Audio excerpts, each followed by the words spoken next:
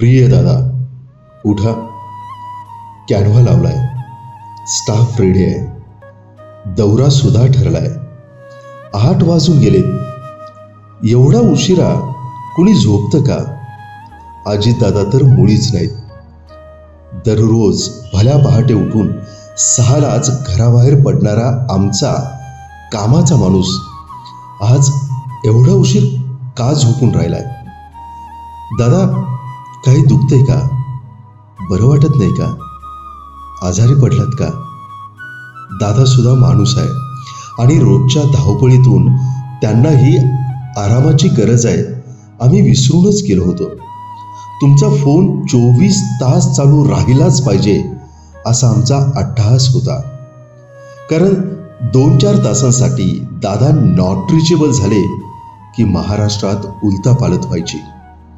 आता जवळपास 24 तास होत आले. तुम्ही नॉट रिचेबल आहात आणि महाराष्ट्र कायमचा उलथापालथा झालाय. दादा, उठा.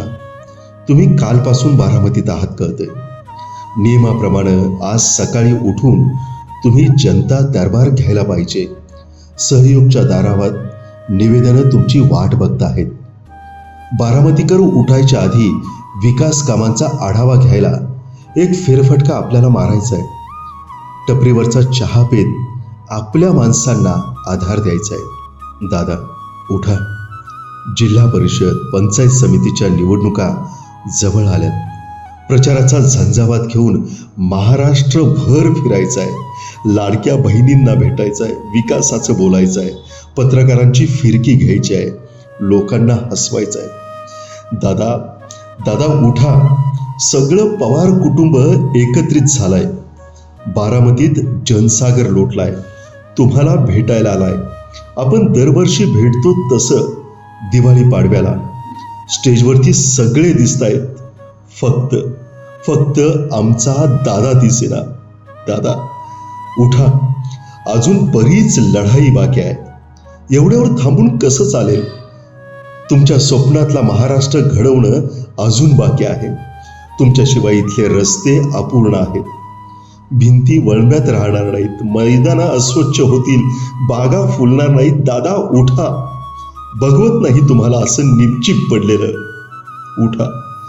मुसळींना बोलवा, स्टाफला ओरडा. कालपासून तुमचे बारामतीकर दारात उभे आहेत. त्यांची काय अडचण आहे विचारा. रात्रभर त्यांची काय गैरसोय झाली का बघा. आज 10 वाजता आपला शेवटचा दौरा आहे म्हणे. उठा लवकर. काट्याच्या वाडीला जायचं आहे. मोठा कार्यक्रम आहे. आपला आजी आनंदात विलीन व्हायला निघालाय. दादा, उठा.